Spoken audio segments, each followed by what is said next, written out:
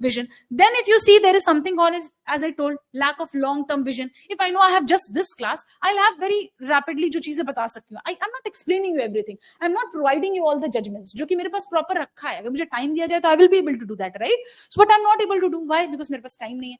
Same happens with these judges. वो long time vision लेकर आते ही नहीं है. उनका होता है कि अपने tenure में मैं कितने ज्यादा cases solve कर दूं, मैं कितने ज्यादा backlogs clear कर दूं, कितना कोई एक ऐसा instrumental judgment दे दूं, because everybody wants to do that, right? So this is very short term vision. और long term फिर जो judicial reforms हैं, they remain still a dream. Then here you see there is administrative overload will take place because every time a new CGI will come again वही oath का process करो, उनका inauguration का process करो, फिर वो जब retire हो रहे हैं उसका, तो वो चीजें जो देखो that will also create some kind of hindrances you can say, or they can start creating some administrative delays.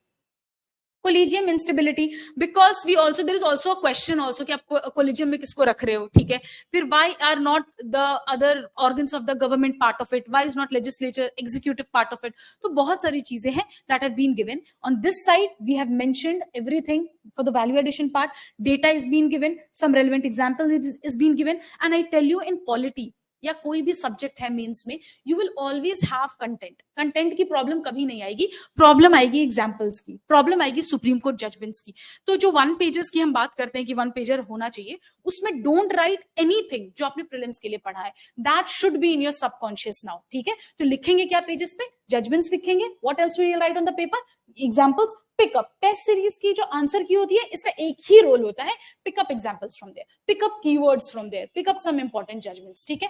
Rest अगर कुछ लिस्ट वगैरह आपको चाहिए होगा, I have some created some because PSIR was my optional, I have that, I will upload it on my Telegram channel, ठीक है? From there you can get an access to it, so that some of, I think जैसे hate speech पे I have all those written, fake news पे I have all of those written, Article 21 पे I have some 20 cases written, so that will be easy for you to go through it rapidly because you have your means, ठीक है? So here you understood कि किस तरीके से हमने points बता दिए, उसके बाद इसका हम impact बता रहे हैं, and then हम relevant examples दे रहे हैं. This will make that your answer is completely that complete, इसका बैलेंस्ड आंसर है. Then you can talk about कि किस तरीके से जुडिशियल रिफॉर्म के बारे में गिवन कमिटीज और they have talked about and what are they saying about it. See, like I mentioned कि भाई आप ऐसा इंश्योर कर दो कि somebody who has 2 years of service left behind can only come and join. मतलब ठीक है, जैसे you might have heard about DGP के ऑफिस के बाद, you know who is Director General of Police, ठीक है? स्टेट में जो हाईएस्ट पुलिसिंग अथॉरिटी है, दैट इज अ DGP. अब उसका अपॉइंटमेंट भी यूपीएससी ही करती है, ठीक है? दे आर IPS और बेसिकली द यूपीपीसीएस के थ्रू जितने भी अपॉइंट होते हैं पुलिस ऑफिशियल्स, उनमें से किसी एक को सेलेक्ट करके DGP बनाना होता है. अब उसका भी एक प्रोसेस है कि name is being sent to the UPSC, then UPSC will have those entire collegium system उनका बैठेगा, they will decide and some 3 names they will shortlist and they will send it back. मतलब उन्होंने क्या किया कि आप मुझे 10 नाम भी दो, इनमें से आई विल इवैल्यूएट सबकी वर्किंग, मैंने सबका रिकॉर्ड देखना है, सबके ईयर्स देखने हैं, and based on that they will shortlist 3 names and send it to the state government, and then state government has right to choose anyone from them, ठीक है? अब ये चीजें जब सुप्रीम वो UPSC has made a rule, but अभी recent time में you have heard about something called as acting DGPs. आपने सुना होगा. एक्टिंग DGP क्या है कि वो कह रहे हैं कि हमारे पास इतना टाइम नहीं है कि हम ये वाला प्रोसेस करें, अभी DGP का ऑफिस वैकेंट हो रहा है, तो what I will do, I will just appoint somebody on an acting basis. जैसे एक्टिंग आपने जजेस के बारे में सुना हो, तो will just appoint them on ad hoc basis.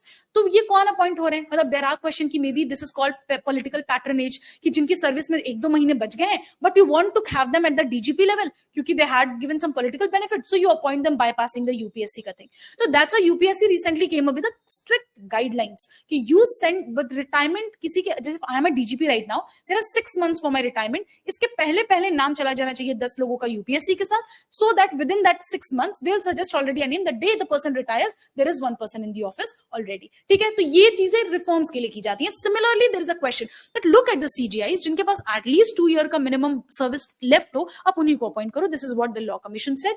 Similarly justice Venkatachaliah, इनका भी है कि जुडिशियल रिफॉर्म काउंसिल बनाओ, एक इंडिपेंडेंट जो कि आपको अच्छी तरीके से इवैल्यूएट करे एवरी पैरामीटर्स पे, and they should go with that.